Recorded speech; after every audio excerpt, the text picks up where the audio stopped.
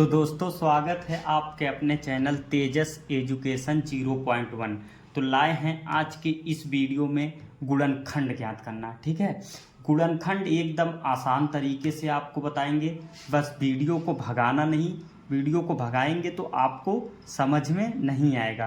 गुणनखंड एकदम अच्छे से आज आपको आ ही जाएगा। ठीक है, सिर्फ वीडियो को आप पूरा देख लें। ठीक, गुणनखंड ज्ञात करना। गुणनखंड देखो, सबसे पहला हमारा सवाल क्या है, 3x² - x - 4।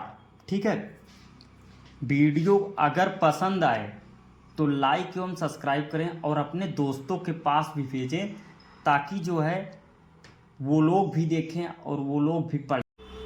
देखो पहला सवाल क्या है, 3x² - x - 4।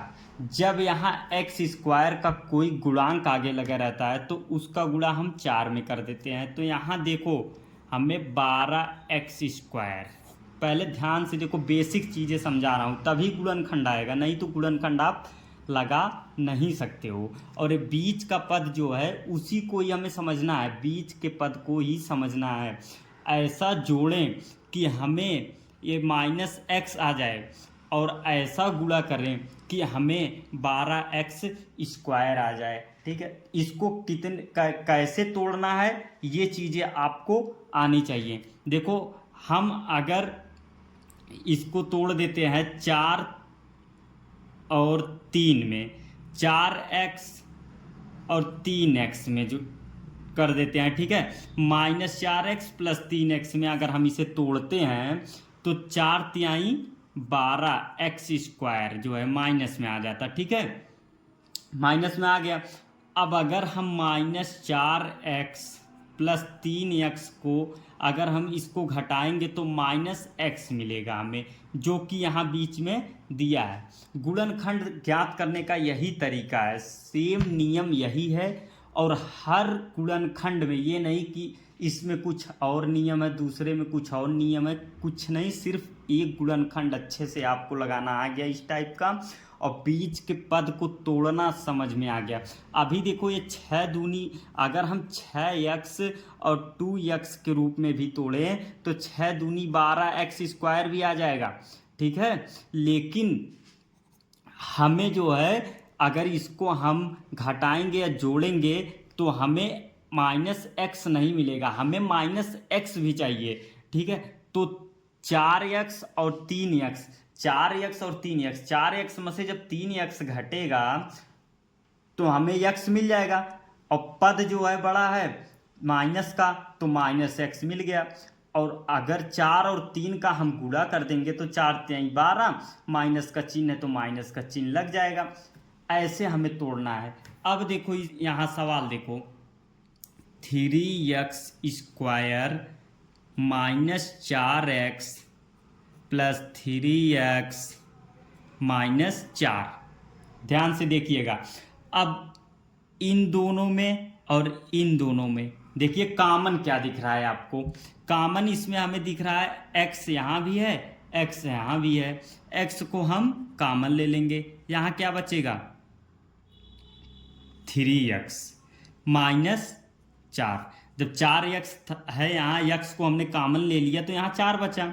फिर प्लस यहाँ से हम क्या कॉमन लेंगे, यहाँ x कॉमन लेते हैं तो x यहाँ नहीं है, 3 कॉमन लेते हैं तो 3 यहाँ नहीं है, तो यहाँ से हम 1 कॉमन ले लेंगे, 3x - 4। ठीक है, तो x + 1 एक कोष्टक में, 3x - 4 एक कोष्टक में। ये आपका गुणनखंड समाप्त होता हुआ। ठीक है, पहली सवाल देखो, इतना आसान है गुणनखंड करना, सिर्फ आपको ये फैक्टर ये तोड़ने आना चाहिए। ठीक है, इसको हमें तोड़ने आना चाहिए। इस गुणनखंड को अगर बीच का पद हम समझ गए तोड़ना, तो हम गुणनखंड आसानी से कर ले जाएंगे। अब यही गुणनखंड का देखिए दूसरा सवाल हमारा क्या कह रहा है। दूसरा सवाल हमारा है, इसमें देखिए x² के आगे कोई गुणांक नहीं है। ठीक है, x² + 9x + 20। अब 9x को हमें ऐसे तोड़ना है, 9x को ऐसे दो भागों में तोड़ना है कि हमें जोड़ने पर 9x मिल जाए और गुणा करने पर 20 मिल जाए। ठीक, अब अगर देखो 7x प्लस 2x बराबर क्या होगा 9x। 9x तो हमें मिल गया, लेकिन 7x गुणे 2x करेंगे तो 14x² हो जाएगा। ठीक है, हमें चाहिए 20x², हमें चाहिए 20x²। ठीक है, तो यहाँ देखिए अब हम इसे कौन से पद में तोड़ें ताकि हमें 9x भी मिल जाए और इधर से जो है हमें गुणा करने पर 20x² भी मिल जाए।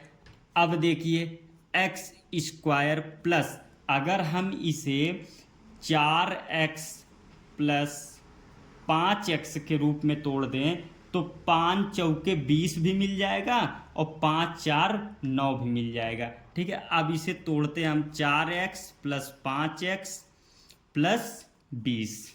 देखिए गुणनखंड, बस यहीं आपका गुणनखंड समाप्त हो जाएगा। अगर इतना करना जान गए आप तो गुणनखंड आपके लिए एकदम कुछ नहीं है। अब देखिए आगे क्या, इन दोनों और इन दोनों में आप देखिए कॉमन क्या है। कॉमन आपको कुछ दिख रहा है, x² यहाँ है, x भी यहाँ है, x को हम कॉमन ले लेंगे, यहाँ एक x बच जाएगा प्लस यहाँ 4 बचेगा। अब यहाँ से हम 5 को कॉमन ले लेंगे क्योंकि x कॉमन नहीं होगा, क्योंकि x यहाँ नहीं है। हम 5 को कॉमन लेंगे, यहाँ x प्लस 5 और 20 4 बार। ठीक, x प्लस 4 एक कोष्टक में, x प्लस 5 एक कोष्टक में। ठीक है, ये आपका गुणनखंड समाप्त होता हुआ। क्योंकि देखो मैंने 2 सवाल गुणनखंड के बताए हैं, 2 सवाल। पहला सवाल देखिए जिसमें x² का एक गुणांक था और दूसरे सवाल में देखिए x² का गुणांक कुछ भी नहीं, यहाँ 1 है। ठीक है, जहाँ कुछ भी नहीं हो वहाँ 1 मान लेते हैं। अब देखिए सवाल आपका समाप्त होता हुआ। गुणनखंड एकदम आसानी से आपको उम्मीद करता हूँ समझ में आ गया होगा, क्योंकि मैंने इतने अच्छे तरीके से आपको बताया है। अगर आप कॉपी और कलम लेकर बैठे होंगे, सवाल को लगाए होंगे, तो उम्मीद करता हूँ कि आप गुणनखंड कर ले जाएंगे। ठीक है, गुणनखंड आना चाहिए। गुणनखंड नहीं आएगा तो आपकी मैथ का ये सब बेसिक चीज़ है, बेसिक चीज़ें मजबूत होंगी तभी आप मैथ को हल कर पाएंगे। अगर वीडियो पसंद आई हो तो अपने दोस्तों में भी शेयर करें और वीडियो देखने के लिए धन्यवाद। Thank you.